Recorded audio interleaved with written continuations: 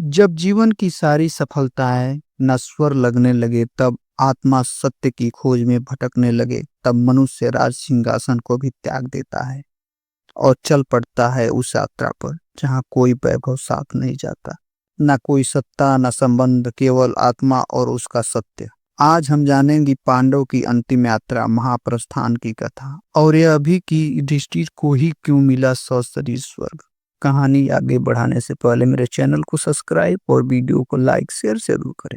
महाभारत का युद्ध समाप्त हो चुका था। कुरुक्षेत्र की भूमि रक्त से भीग चुकी थी। अर्जुन का गांडीव मौन हो चुका था।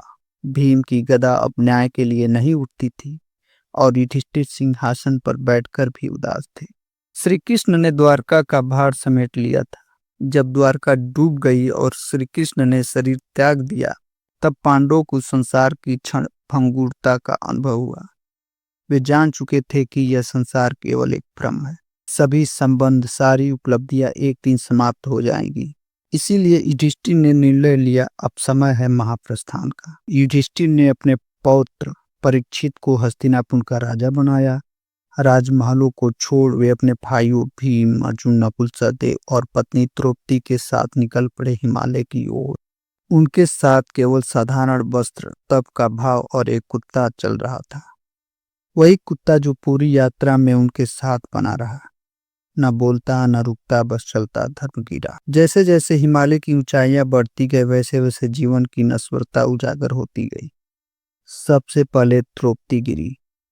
भीम ने पूछा, भाई द्रौपदी क्यों गिरी? युधिष्ठिर बोले, उसने सभी पतियों से समान प्रेम नहीं किया। उसका हृदय सदा अर्जुन की ओर झुका। यह उसका दोष था, यही उसका पतन का कारण बना। फिर गिरे सहदेव, उन्हें अपनी बुद्धि पर गर्व था। फिर नकुल, उन्हें अपने सौंदर्य का अभिमान था। फिर अर्जुन, वह कहते थे कि मैं सभी को हरा सकता हूं, लेकिन अब युद्ध का समय नहीं था।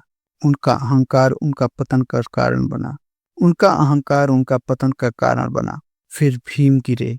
वो अपनी गदा बल फूंक पर गर्व करते थे। उन्होंने बार बार भोजन के लिए युद्ध किए, यही उनका दोष था। युधिष्ठिर अकेले चलते रहे, न थके न रुके न गिरे। उनके साथ केवल वह कुत्ता बचा। हिमालय की चोटी पर जब युधिष्ठिर पहुंचे, तब इंद्रदेव रथ लेकर आए।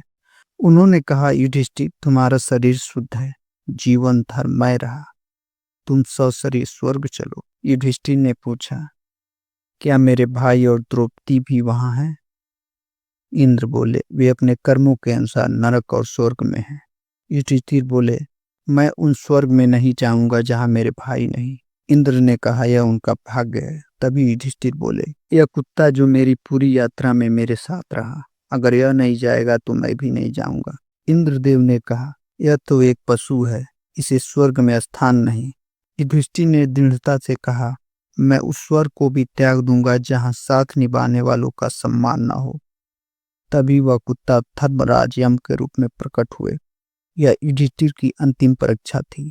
युधिष्ठिर को सशरीर स्वर्ग मिला। उन्होंने कहा, कभी असत्य नहीं बोला, किसी का अपमान नहीं किया, राजपाट, संबंध, गर्व सबका त्याग किया और अंतिम समय तक धर्म और करुणा का पालन किया। इसीलिए उन्होंने सशरीर स्वर्गारोहण का सम्मान मिला, जो केवल महानतम आत्माओं को मिलता है। जीवन का अंत मृत्यु नहीं, बल्कि उस सत्य की ओर बढ़ना है जो आत्मा मुक्त होती है।